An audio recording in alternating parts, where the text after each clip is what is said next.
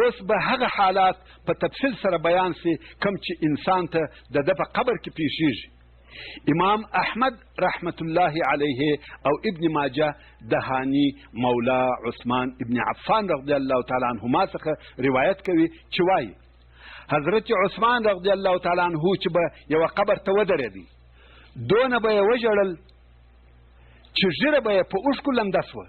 یو چا ورته وویل جنت او دوژخ یادوې او نه ژاړې او د قبر په لیدلو سره ژاړې.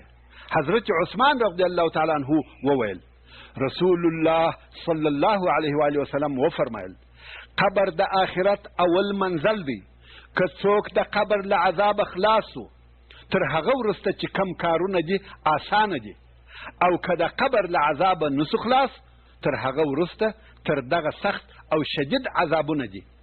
او نور یې هم پسې وویل چې رسول الله صلی الله علیه و آله وسلم وفرمایل هیڅ د بیرې ځای مې نه دی لیدلی مګر قبر تر هغه ډېر بیرونکی دی. یعنی د بیرې تر ټولو ځایو قبر ډېر بیرونکی ځای دی. رواه احمد و ابن ماجه. امام مسلم د ابو هریره رضی الله تعالی عنه څخه روایت کوي چې وایي د رسول الله صلی الله علیه و آله وسلم په وخت او زمانه کې یوه ښځه وه چې همیشه به یې د رسول الله صلی الله علیه و آله وسلم مسجد پاکاوه. دغه ښځه په شپه کې مړه سوه او په هغه شپه کې ښخه کړل سوه. په وروسته کې رسول الله صلی الله علیه و آله وسلم دغه ښځه نه لیدل چې چیرې ده، نو یې د هغې پوښتنه وکړه. ورته وویل سوه چې هغه په شپه کې مړه سوه او په هغه شپه کې مو ښخه کړل. رسول الله صلی الله علیه و آله وسلم وفرمایل ولې مو زه نه کړم خبر؟ صحابه کرام وویل موږ دا نه کړه خوښه چې تا له خوبه راویښ کړو. نو رسول الله صلی الله علیه و آله وسلم د دغې ښځې چې د مسجد خدمت یې کاوه د عزت په سبب د خپلو اصحابو څخه وغوښتل چې قبر یې وروښیي او هلته یې ورولي.